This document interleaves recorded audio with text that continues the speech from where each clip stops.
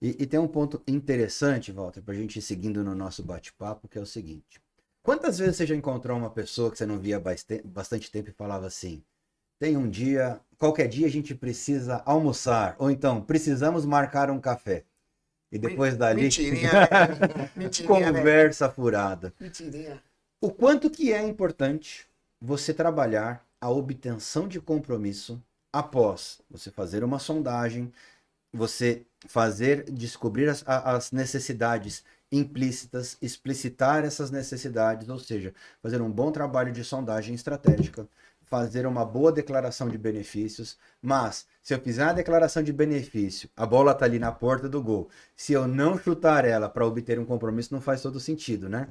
Como que eu utilizo, por exemplo, a obtenção de compromisso a meu favor e como que eu percebo que é a hora certa para fazer, para ir para a parte final, para a parte derradeira da entrevista, que é a obtenção de compromisso? Então, a venda é uma construção. É a construção de um sim. Você precisa ter paciência e persistência. A quarta etapa da venda é a etapa da obtenção de compromisso. É onde nós utilizamos normalmente as técnicas de fechamento. É quando a gente faz o famoso call to action, né? A chamada para ação. Essa ação pode ser uma reunião com o comitê de introdução de um produto. Essa ação pode ser o pedido propriamente dito.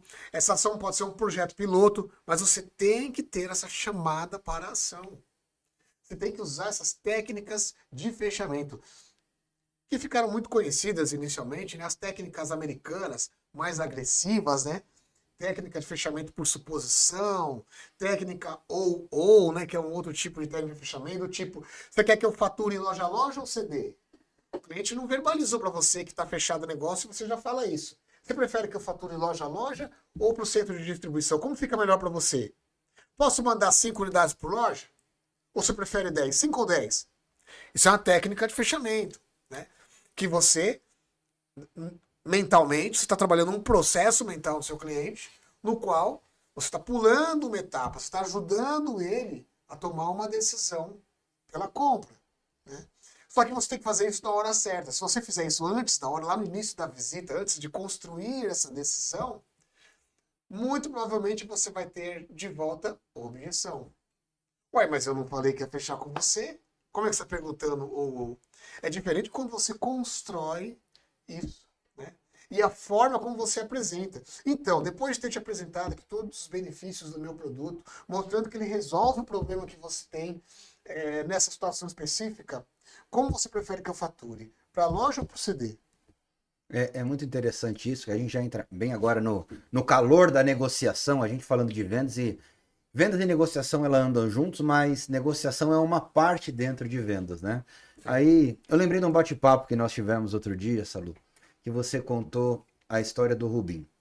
E o Rubinho, eu sou fã do Rubinho. Eu fico puto quando as pessoas ficam perturbando o Rubinho, falando que ele era devagar, porque assim, ele foi o quarto melhor piloto da história do Brasil de Fórmula 1, né? Fato. Na minha opinião, um pouquinho acima do Felipe Massa.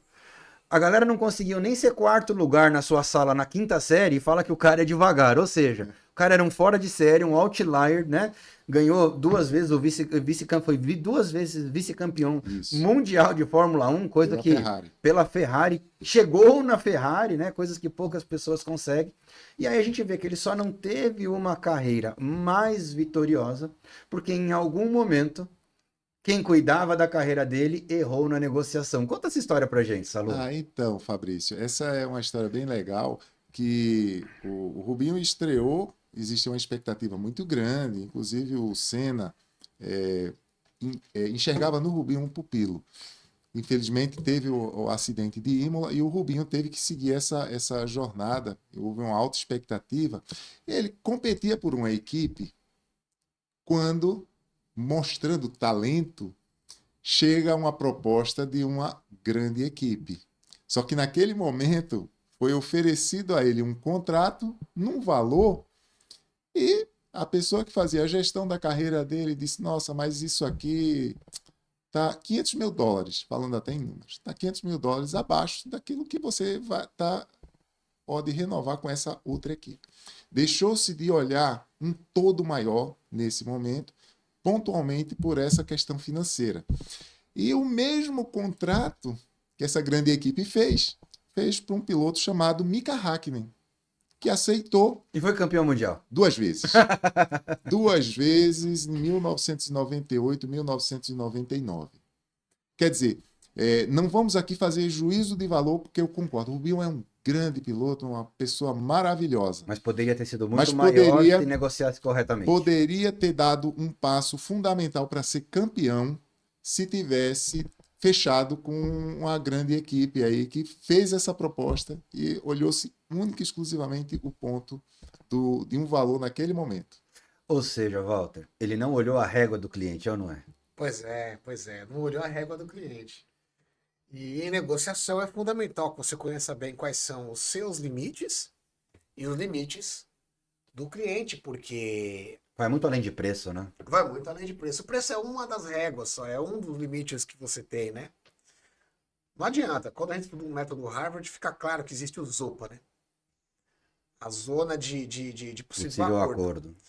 Nessa ZOPA, assim, se eu posso dar de desconto entre 7 e 10 e o meu cliente tem que comprar entre 8 e 15, é entre 8 e 10 que vai ter um negócio, nada diferente disso vai acontecer, certo?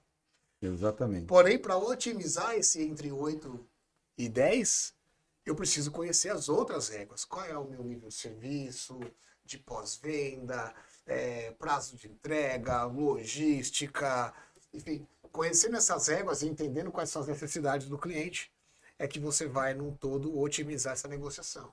Sabe que, do ponto de vista de negociação, tem um exemplo também bem legal na Eu ia Fórmula 1. perguntar sobre isso. Parece que o Senna teve um exemplo interessante de negociação nessa brincadeira, Tem. né? Bom, eu ia citar um outro exemplo para a gente falar daqui a pouco. O Senna teve um exemplo também muito interessante. Em 1992, a Honda anunciou, vou sair da Fórmula 1. E a McLaren perdia uma força muito grande sem os motores Honda. E o Senna, ele tinha um objetivo muito claro, ele queria sempre estar numa equipe para ser campeão. Ele nunca abriu mão disso, ele construiu a carreira dele com esse objetivo muito cristalino. E aí ele pensou, nossa, eu tenho que ir então para uma equipe que me faça campeão. E a Williams, na época, era a melhor equipe, tinha o melhor carro. Ele começou a negociar. E aí, no momento em que meio que fecharam a porta para ele, por conta aí do Prost, que tinha uma rivalidade, ele foi para a imprensa e começou a dizer, gente, eu quero ir para a Williams, mas não querem me contratar. Eu corro de graça. Se Frank quiser, eu vou lá e corro de graça. Bom, a negociação com a Williams não andou. Ron Dennis, McLaren, chegou para ele e disse, vamos negociar.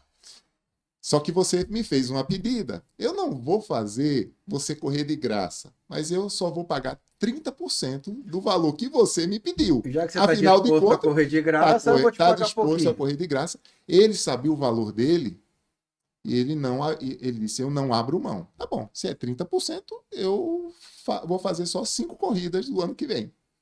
A gente está falando do ano de 1993. Para quem não sabe, né, em detalhes, no início da temporada de 93, Senna fez, nas 4 primeiras corridas, um contrato GP a GP. Ou seja, eu só vou correr, eu quero um contrato para esta corrida, quero $1 milhão. E quando chegar no valor que você está se dispondo a pagar, Denis, eu paro de correr. Ele fez uma primeira corrida na África do Sul maravilhosa. Um carro muito abaixo da expectativa, ele brilhou. Só que aí, surpreendentemente, no GP Brasil, ele ganha a corrida com um carro que era a terceira força do grid. A torcida do Brasil, evidente, foi a apoteose. E quem pesquisar, eu sugiro digitar assim, a primeira melhor volta da história da Fórmula 1. Isso aconteceu na terceira corrida Donington Park, que ele também correu sobre O contrato por corrida. o contrato por corrida. Acontece que na McLaren, o dono de fato era um árabe chamado Mansur Ojed. Ele chamou Ron Dennis e disse, meu amigo, precisamos fechar o contrato com esse homem para o resto da temporada. E o Dennis, ele era um pouco nariz empinado, ele fez, não, ele não aceitou minha oferta, ele queria correr de graça. Ô, Dennis, disse o Mansur, você já viu o retorno financeiro que a gente está tendo com o que esse cara está fazendo brilhando. Não, não. Vá lá e feche isso. Eu sou o sócio majoritário. E o Ron Dennis teve que ir lá, se curvar a cena e assinar o contrato. Provavelmente ele falou assim, Senna, eu vou quebrar seu galho e vou assinar o ano inteiro. Pior que não. Um segredinho aí para os nossos amigos que estão assistindo. O Senna aumentou o valor e disse, agora eu só assino por tanto. E o Manzu, no outro lado da linha, disse, assina, Denis, assina, que esse cara vale muito. Ou seja, o Senna sabia o valor da régua dele. E, no momento certo, soube fechar o negócio. Olha só, a gente tem que, pensando aqui, do ponto de vista de venda, Senna teve uma serenidade, sabendo o seguinte, meu valor é esse.